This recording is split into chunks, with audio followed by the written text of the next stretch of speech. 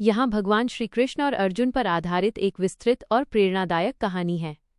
यह कहानी केवल महाभारत के युद्ध की नहीं, बल्कि मन के कुरुक्षेत्र को जीतने की है।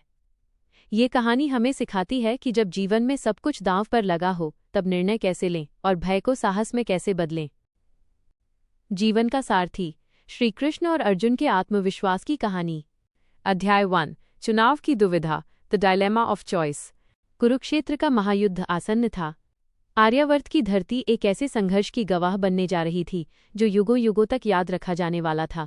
एक तरफ कौरव थे, जिनके पास अपार धन, विशाल सेना और भीष्म पितामह तथा गुरु द्रोण जैसे महायोद्धा थे। दूसरी तरफ पांडव थे, जो वनवास की कठिनाइयों से तपकर निकले थे और धर्म के पथ पर अडिग थे। युद्ध से पहले दोनों पक्ष अपनी अपनी शक्ति बढ़ाने के लिए सहयोगियों की तलाश में थे। इसी क्रम में एक ऐतिहासिक घटना घटी जिसने युद्ध का परिणाम तय होने से पहले ही उसकी दिशा निर्धारित कर दी। दुर्योधन, कौरवों का नेता, और अर्जुन, पांडवों के सर्वश्रेष्ठ योद्धा, दोनों ही सहायता मांगने के लिए भगवान श्रीकृष्ण के पास द्वारका पहुंचे। जब वे दोनों कृष्ण के कक्ष में पहुंचे तो श्रीकृष्ण योग निद्रा में विश्राम कर रहे थे। दुर्योधन, जो अपने अहंकार और राजसी ठाट बाट में चूर था, सीधा जाकर कृष्ण के सिरहाने एक ऊंचे आसन पर बैठ गया। उसे लगा कि वो एक राजा है तो उसे उच्च स्थान पर ही बैठना चाहिए। थोड़ी देर बाद अर्जुन आए। अर्जुन के मन में कृष्ण के प्रति सखा भाव तो था ही, साथ ही अपार श्रद्धा और भक्ति भी थी। अर्जुन ने कृष्ण के चरणों के पास हाथ जोड़कर विनम्रतापूर्वक बैठना स्वीकार किया। जब श्री कृष्ण की आंखें खुलीं तो उनकी दृष्टि सबसे पहले उनके चरणों में बैठे अर्जुन पर पड़ी। कृष्ण मुस्कुराए और बोले, कहो पार्थ, कैसे आना हुआ? तभी सिरहाने से दुर्योधन की भारी आवाज आई, वासुदेव, मैं भी यहाँ हूँ और मैं अर्जुन से पहले आया हूँ। यदुवंशी होने के नाते हमारा पहला अधिकार आपकी सहायता पर है। कृष्ण ने मुड़कर दुर्योधन को देखा और हंसते हुए कहा, हे दुर्योधन, हो सकता है तुम पहले आए हो, किंतु मेरी दृष्टि पहले अर्जुन पर पड़ी, और वैसे भी बड़ों का धर्म है कि वे छोटों को पहले अवसर दें, इसलिए मांगने का पहला अधिकार अर्जुन का है। फिर कृष्ण ने एक ऐसा प्रस्ताव रखा जिसने इतिहास बदल दिया। उन्होंने कहा, मेरे पास देने के लिए 2 विकल्प हैं। एक तरफ मेरी नारायणी सेना है, जो अजय है, विशाल है और हथियारों से लैस है, और दूसरी तरफ मैं हूं निहत्था, अकेला।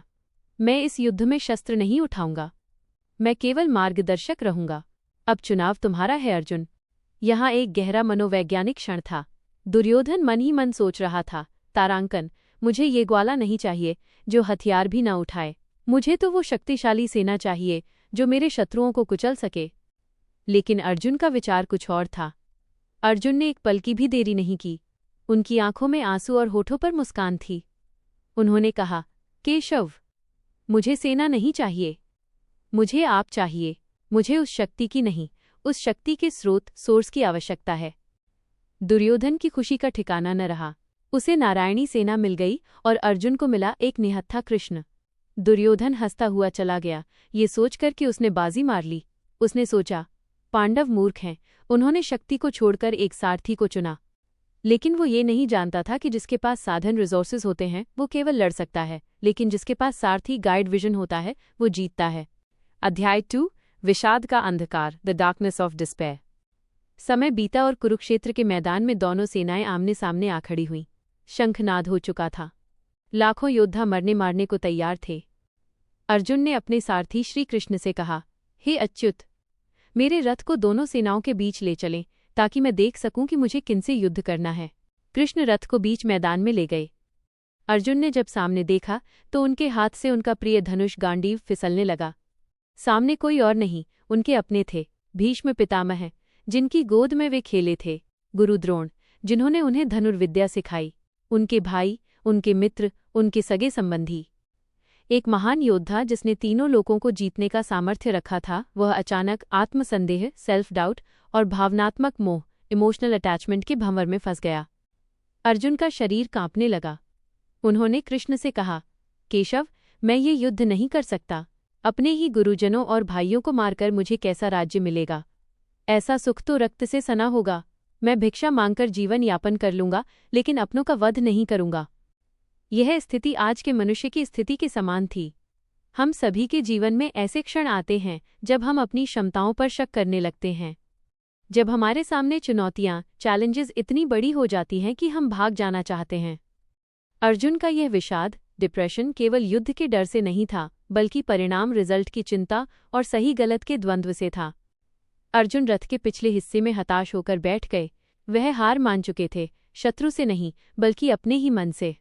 अध्याय 3 कर्म का विज्ञान, द साइंस ऑफ एक्शन। यहीं पर श्रीकृष्ण ने अपनी भूमिका निभाई। एक सच्चे मित्र और गुरु की तरह उन्होंने अर्जुन को सांत्वना नहीं दी, बल्कि उसे झकझोरा। कृष्ण ने अर्जुन को फटकारते हुए कहा, क्लैब्यम मास्म गमः पार्थ, हे पार्थ, इस नपुंसकता को प्राप्त मत हो। कृष्ण जानते थे कि अर्जुन का यह डर प्रेम नहीं, बल्कि कमजोरी है।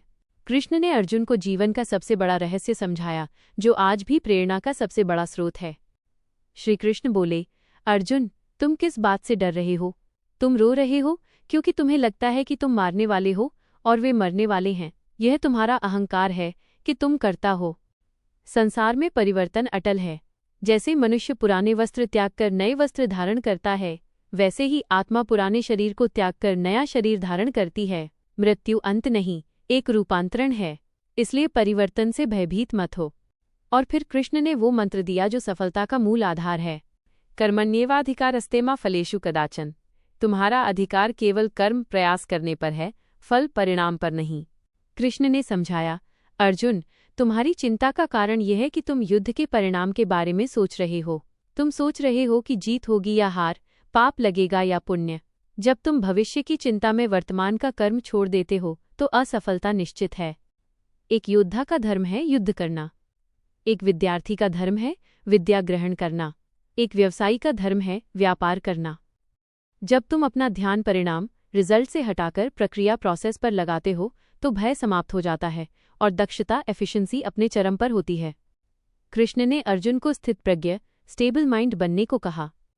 सुख और दुख, लाभ और हानि, जीत और हार को समान समझकर युद्ध के लिए तैयार हो जा। जब तुम सफलता और असफलता के डर से ऊपर उठ जाओगे, तब तुम्हें कोई हरा नहीं सकता। अध्याय 4 अपना सर्वश्रेष्ठ संस्करण, the best version of yourself. Krishna की वाणी सुनकर अर्जुन का मुंह टूटने लगा, लेकिन संदेह अभी भी बाकी था। अर्जुन ने पूछा, केशव, मन बहुत चंचल है, इसे वश में करना तो वायु को मुट्ठी में पकड़ने जैसा कठिन है। मैं कैसे अपना ध्यान केंद्रित करूं? कृष्ण ने बड़ी ही सरलता से लेकिन दृढ़ता से उत्तर दिया, अभ्यासेन तु कौन्तेय वैराग्येण च गृह्यते। हे कुंती पुत्र, ये मन निस्संदेह चंचल है, लेकिन लगातार अभ्यास, प्रैक्टिस और वैराग्य डिटैचमेंट से इसे वश में किया जा सकता है। यहाँ वैराग्य का अर्थ सब कुछ छोड़कर जंगल में जाना नहीं है। कृष्ण का अर्थ था परिस्थितियों से भावनात्मक रूप से न चिपकना। कृष्ण ने अर्जुन को याद दिलाया कि तुम्हारी प्रतिस्पर्धा बाहर खड़े योद्धाओं से नहीं, तुम्हारे भीतर छिपे डर और अज्ञान से है। कृष्ण ने कहा, उठो अर्जुन, अपने अंदर की आग को पहचानो। तुम केवल एक शरीर नहीं हो, तुम अनंत शक्ति का अंश हो। अगर तुम आज भाग गए तो दुनिया तुम्हें कायर कहेगी। क्या तुम कायर कहलाना पसंद करोगे? अपने गांडीव को उठाओ और सिद्ध करो कि तुम सर्वश्रेष्ठ क्यों हो। कृष्ण के शब्दों ने अर्जुन के भीतर सोए हुए स्वाभिमान को जगा दिया। उन्होंने महसूस किया कि समस्याएं कौरव सेना बाहर नहीं, बल्कि उनके मन की कमजोरी में थीं। जैसे ही उन्होंने जिम्मेदारी ली और परिणाम की चिंता ईश्वर कृष्ण पर छोड़ दी, उनका हाथ गांडीव की ओर बढ़ा। अध्याय 5 अंतिम विजय, द फाइनल विक्ट्री। अर्जुन अब बदल चुके थे। वे अब वो अर्जुन नहीं थे जो कुछ समय पहले कांप रहे थे। अब उनकी आंखों में एक दिव्य तेज था, उन क्रोध का, न घृणा का, बल्कि कर्तव्य ड्यूटी का। उन्होंने अपना धनुष उठाया, उसकी प्रत्यंचा चढ़ाई और उसका टंकार किया, जिससे पूरी रणभूमि गूंज उठी। अर्जुन ने कहा, नष्टो मोह स्मृतिर्लब्धा। मेरा मोह नष्ट हो गया है, मुझे स्मृति ज्ञान प्राप्त हो गई है। अब मैं युद्ध करूंगा। युद्ध हुआ। 18 दिन तक भयंकर संग्राम चला। अंततः पांडवों की विजय हुई। लेकिन ये विजय केवल शस्त्रों की नहीं थी। ये विजय उस मानसिकता, माइंडसेट की थी जो कृष्ण ने अर्जुन को दी थी। कौरवों के पास सब कुछ था, संख्या, बल, अनुभव, लेकिन उनके पास सही दृष्टि और सही सारथी नहीं था। पांडवों के पास संसाधन सीमित थे, लेकिन उनका मनोबल अटूट था, क्योंकि उन्होंने चिंता छोड़कर केवल अपने कर्म पर ध्यान केंद्रित किया था। कहानी का सार और आधुनिक जीवन में सीख, कंक्लूजन और मॉरल। मित्रों, अर्जुन की कहानी हम सबकी कहानी है। एक कुरुक्षेत्र हमारे दिमाग में है। हम हर रोज अपने जीवन में एक महाभारत लड़ते हैं, कभी करियर को लेकर, कभी रिश्तों को लेकर, कभी स्वास्थ्य को लेकर। हमारे सामने भी चुनौतियां कौरव खड़ी होती हैं। 2 सारथी का चुनाव, चूज योर गाइड। दुर्योधन ने सेना भीड़ को चुना, अर्जुन ने मार्गदर्शक ज्ञान को चुना। जीवन में भीड़ के पीछे मत भागिए। ज्ञान, मेंटरशिप और सही संगत, गुड कंपनी को चुनिए। सही सलाह हजारों हथियारों से ज्यादा ताकतवर होती है। 3. परिणाम का भय, फियर ऑफ फेलियर। हम काम शुरू करने से पहले ही हारने के डर से कांपने लगते हैं। अगर मैं फेल हो गया तो लोग क्या कहेंगे? कृष्ण कहते हैं, ये सोचना तुम्हारा काम नहीं है। तुम्हारा काम है अपनी 100% मेहनत देना। जब आप परिणाम की चिंता छोड़ देते हैं तो आप निडर फियरलेस हो जाते हैं। 4. आप अकेले नहीं हैं। अर्जुन को लगा था वो अकेला है, लेकिन कृष्ण उसके साथ थे। हमें भी याद रखना चाहिए कि जब हम सच्चाई और धर्म, राइचसनेस के रास्ते पर चलते हैं तो एक अदृश्य शक्ति, सुप्रीम पावर, हमेशा हमारे साथ होती है। श्री कृष्ण का अंतिम संदेश, तुम भूतकाल को बदल नहीं सकते, भविष्य तुम्हारे हाथ में नहीं है। तुम्हारे पास केवल अभी, द प्रेजेंट मोमेंट है। इसी पल में अपना सर्वश्रेष्ठ प्रदर्शन करो। अपने जीवन के रथ की डोर, अपनी बुद्धि कृष्ण को सौंप दो, फिर देखो तुम्हारी विजय निश्चित है। जय श्री कृष्ण।